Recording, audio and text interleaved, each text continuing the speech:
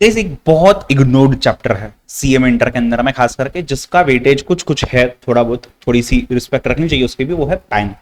Pan के ऊपर आपको एग्जाम में एमसीक्यू आ सकता है, खास करके सीएमए के अंदर में।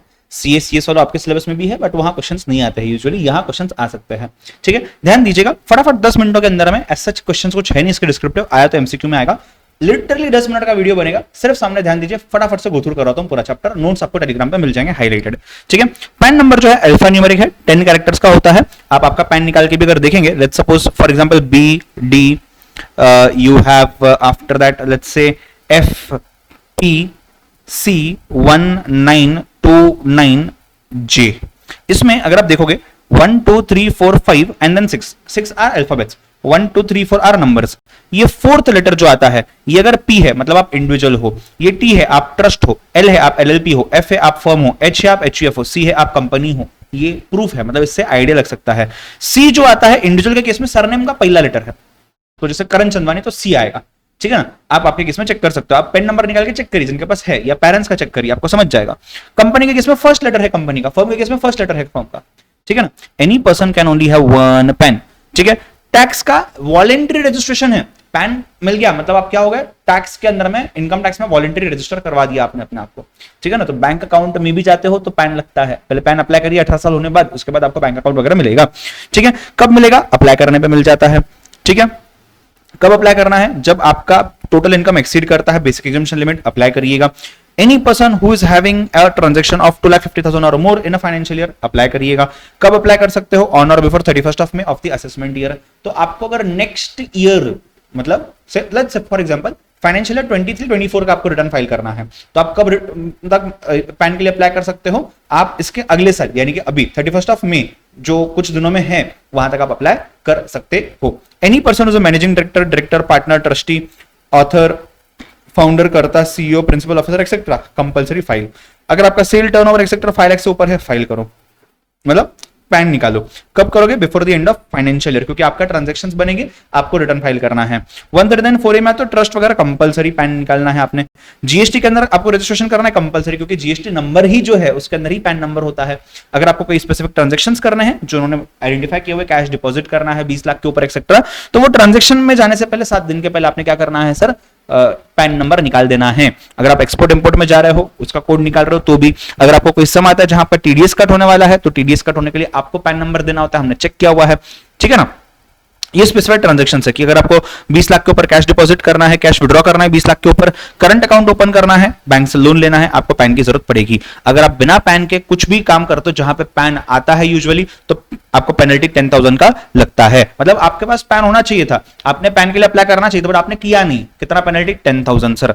वॉलेंट्री एप्लीकेशन और फॉर अलॉटमेंट ऑफ पैन, आप इसको खुद से भी कर सकते हो बिना कोई चीज में, आप कोई भी कैटेगरी में अप्लाई नहीं होते तो भी आप कर सकते हो।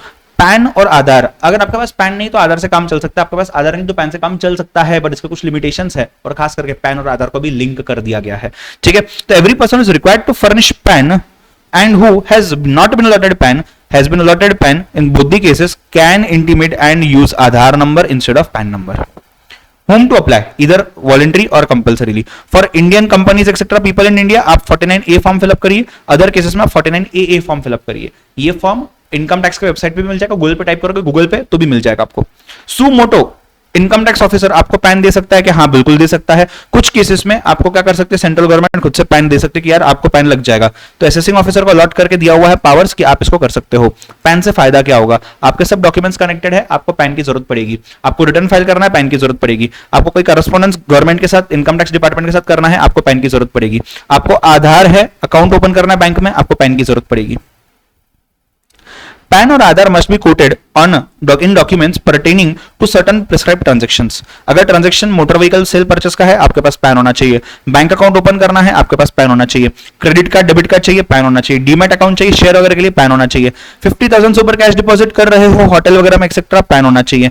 50,000 से ऊपर फॉरेन कंट्री में पेमेंट कर रहे हो, पैन होना चाहिए। म्यूचुअल फंड 50,000 से ऊपर चाहिए, पैन होना चाहिए। 50,000 से ऊपर कोई भी कंपनी को डिबेंचर के लिए पैसा दे रहे हो, पैन होना चाहिए।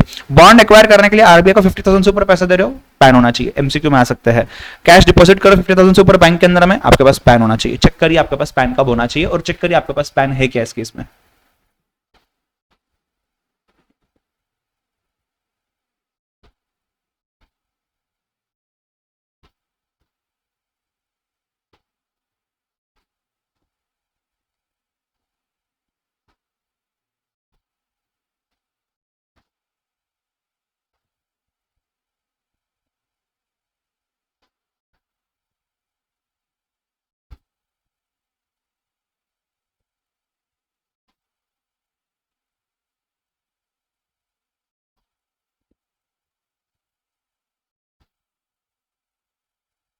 हाँ जी, कोई डाउट यहां तक?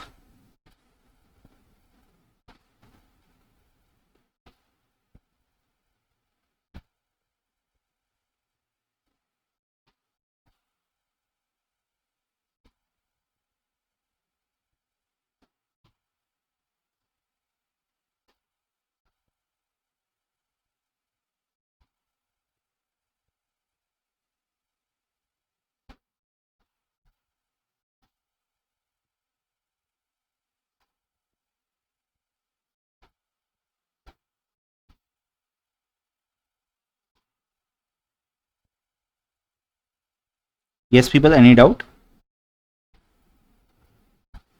आगे बढ़े।